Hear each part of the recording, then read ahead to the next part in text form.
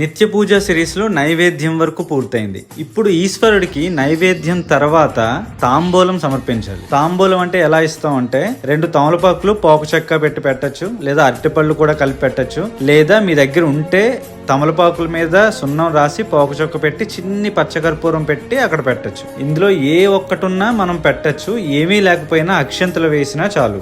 అలా తాంబూలం ఆయన దగ్గర పెడుతూ కాలాయ నమః తాంబూలం సమర్పయామి అని చెప్పుకోండి. ఇప్పుడు మన నైవేద్యం ఆరగించి తాంబూలం నోట్లో వేసుకున్న ఈశ్వరుడికి మనం నీరాజనం ఇవ్వాలి. కర్పూరం వెలిగించి సవ్య దిశలో అంటే క్లాక్ వైజ్ డైరెక్షన్ లో కనీసం 3 సార్లు స్వామికి హారతిని తిప్పండి. తర్వాత హారతి కర్పూరం ఉండే పళ్ళని ఎడం చేత్తో పట్టుకుని కుడి చేత్తో పార్వతీ పరమేశ్వరులకు అలా అద్దాలి. ఇలా నీరాజనం ఇస్తున్నప్పుడు ఏం చదువుకోవాలి అంటే ఉమాకాంతాయ కాంతాయ కామితార్థ ప్రదాయినే శ్రీగిరీసాయ దేవాయ మల్లినాథాయ మంగళం. ఇలా చదువుతూ హారతి ఇచ్చిన తర్వాత త్రిలోచనాయ నమః కర్పూర నీరాజనం సమర్పయామి అని చెప్పుకుని మళ్ళీ వెంటనే నీరాజనానంతరం శుద్ధాచమనీయం సమర్పయామి అంటే మనం ఇచ్చే హారతులు అవి అన్ని తీసుకున్న ఆయన అలిసిపోయాక ఆయనకి శుద్ధాచమనీయం అంటే మంచినీళ్ళు ఇచ్చామన్నమాట. కొని అప్పుడు మీ కళ్ళకి అద్దుకోండి. చివరిది మంత్ర పుష్పం. ఈ మంత్ర పుష్పానికి శంకరాయ నమః